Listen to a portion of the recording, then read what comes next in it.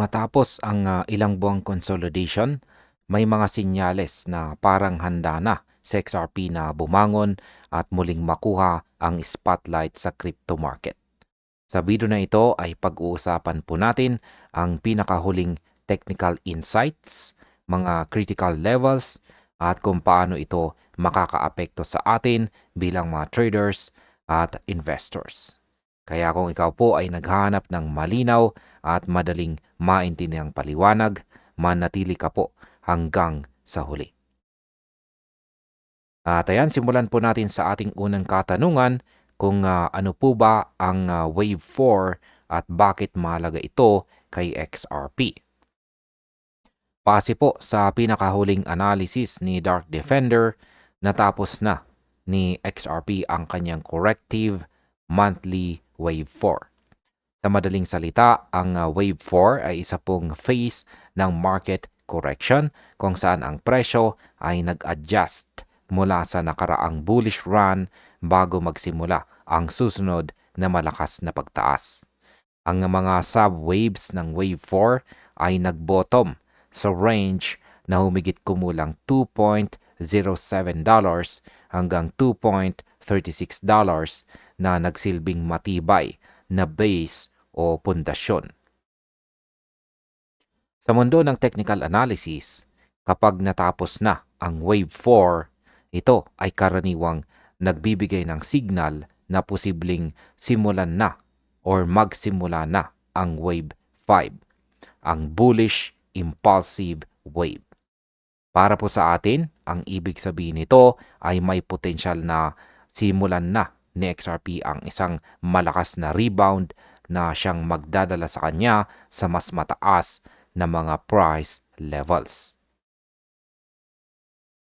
Ngayon ay ano naman po ang posibleng market impact ng Wave 5? Kung magpapatuloy po ang Wave 5 ayon po sa projections, maaaring makita natin sa XRP na tumaas ng malaki mula sa kasalukuyang presyo.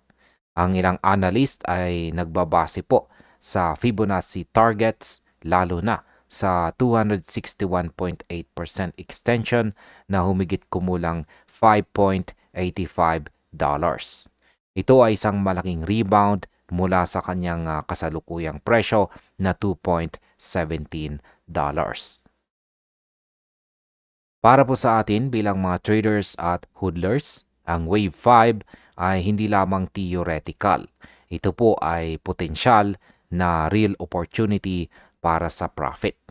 Gayunpaman, ang momentum ay kailangang suportahan ng malakas na market sentiment at sapat na trading volume upang ang bullish thesis ay maging valid. Ngayon ay ano pong mga key technical levels na dapat po nating bantayan? Si XRP po ay naglalaro sa mga presyong $2.17 na bahagyang lampas po sa support zone. Ang mga critical support levels ay nasa $2 to $2.20. At ito po ay mahalaga dahil dito po nakasalalay ang validity ng bullish setup. Para magkaroon po ng confidence sa Wave 5 thesis, kailangan na XRP ng malinis na breakout sa resistance na $2.40 to $2.50. Kapag nagawa ito at may sustained daily o weekly close sa itaas ng level na ito, ang landas patungo sa mid-single digit targets at posibleng mas mataas ay maaari pong mabuksan. Para po sa atin bilang mga traders, ito po ang cue na kailangan nating bantayan para magdesisyon kung magpapasok ng buy position or magbubukas ng long entry position o maghihintay tayo ng confirmation. Ngayon ay ano po ang kahalagahan ng Fibonacci extensions kay XRP? Marami pong analyst ang gumagamit ng Fibonacci extensions para mag-project ng potential price targets sa Wave 5. Sa kaso po ni XRP, ang 261.8% extension ay naglalagay ng target malapit po sa $5.85. Ibig pong sabihin kung ang momentum at technical conditions ay mananatili, may posibilidad po na bumangon sa XRP ng halos 2.5 times mula sa kasalukuyang presyo. Para po sa atin, ang ganitong projection ay nagbibigay po ng long-term perspective kung saan maaari nating planuhin ang ating entries at exits habang pinapangalagaan ang ating risk management. Ano naman po ang mga risk na dapat po nating bantayan? Hindi po garantiya ang anumang technical method. Una, kailangang panatilihin po ni XRP ang kanyang support sa $2 to $2.20 zone. Kung bumagsak po ang presyo sa ilalim nito, ang wave 5 count ay maari pong ma-invalid. Pangalawa, kahit mag-breakout po si XRP sa kanyang resistance, kailangan ito ng follow-through. Malakas na volume, positibong market sentiment, at supportive macro conditions ang siyang magpapatatag sa breakout. Kung mahina po ang breakout, maaaring mahuli ang mga buyers sa trap at muling pumasok sa consolidation o minor dip.